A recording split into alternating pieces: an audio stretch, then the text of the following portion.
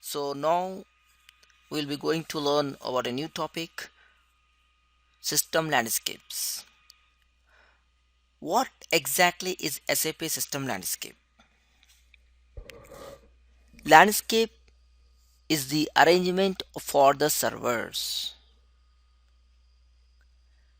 So if you see, a typical landscape consists of development, quality and production. In any organization, if you see whether it is a ECC, whether it is a BI, business intelligence, or whether it's a process integration or any SAP servers, will have this typical three system landscape. What is development system? It is where the consultants do the customization as per the company's requirement. And quality system is where the core team members and other members test the customization. Whereas in production system, all the live data of the company is recorded. A request will flow from development to quality and from quality to production and not backwards. So if any changes made in the development will be tested in the quality and then it will move into the production. And once it has been moved to the production, you cannot revert back to the quality, which is very important point to remember. Now, so in any company, there will be five phases in the implementation.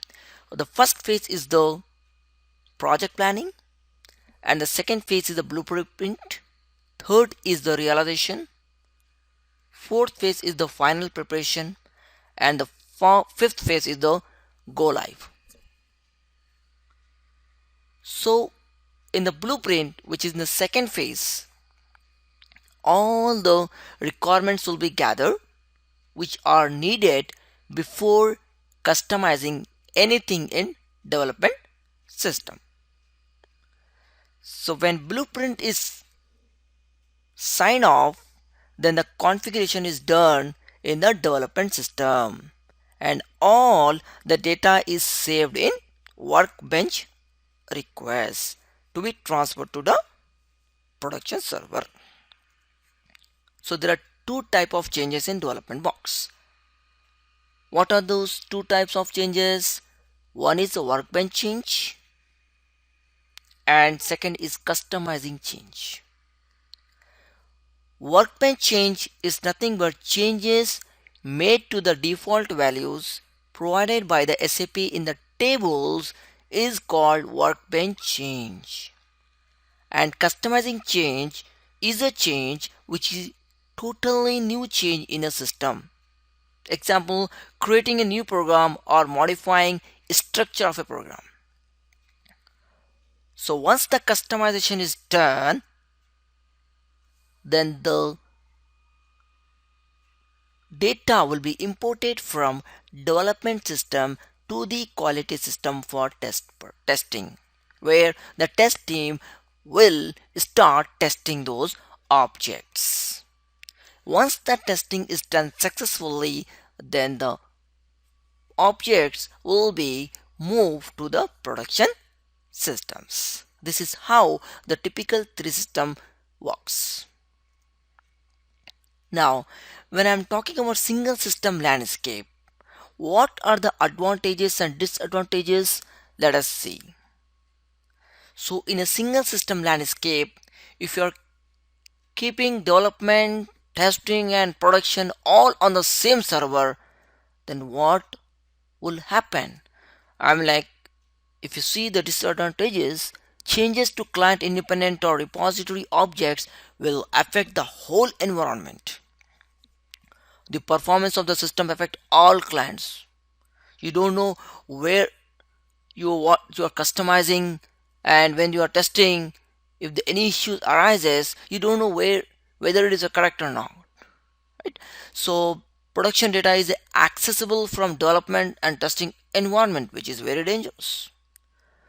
Problems during the implementation of other applications when some production is going on, or problems when modifying standard programs could impact. If the system crashes, the all three R by 3 systems will be affected. So it is not recommended to use single system landscape. What about two system landscape?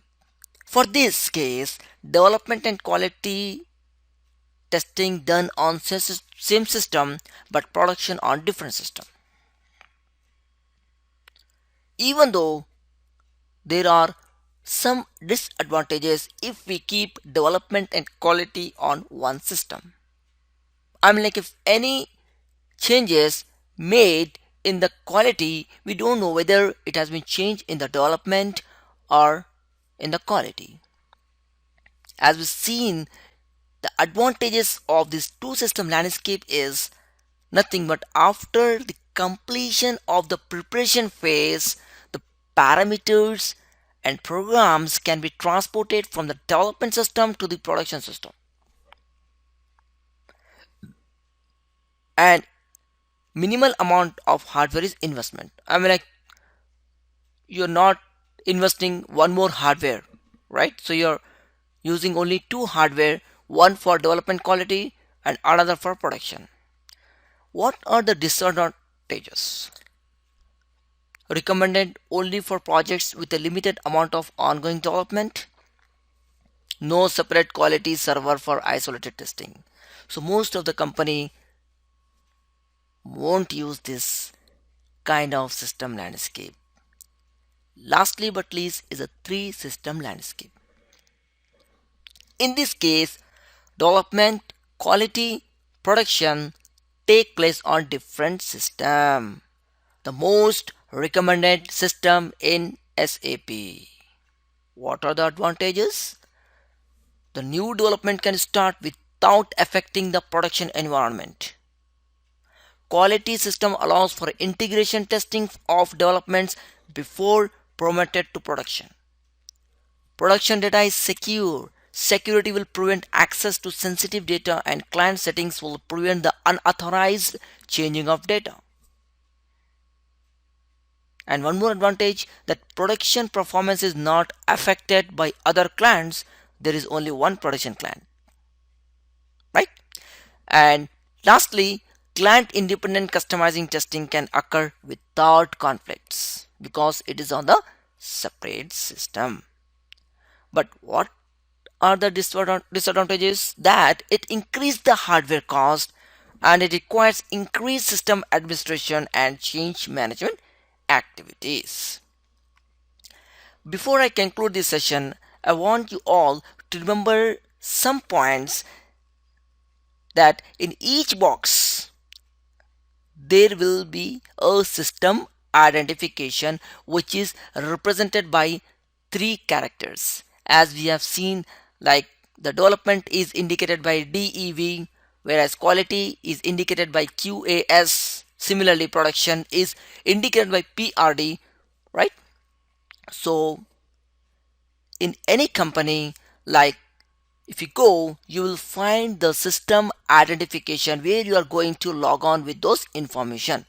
So system identification is nothing but three characters which are used to identify the systems.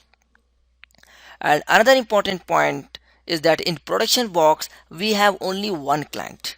No changes are allowed in production box. Another important point is that in development box we have three clients. We can have three clients. Whereas in quality we can have two clients, one for testing and another for training purpose for end users. And also, whatever the changes are done in development box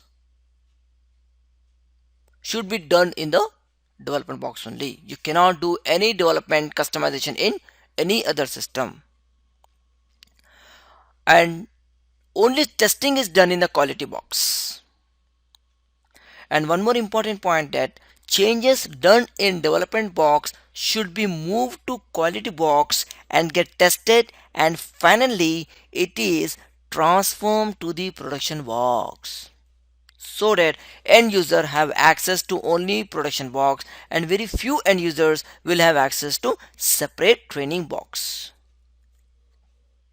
Training box are nothing but it's used by end users for training purposes. So in three system landscape, one export and two imports. Okay, so data moved out of development box is called as export, and data pulled into quality and production box is called as a import. The process is called a transportation. So I hope you enjoyed this session. Thank you so much.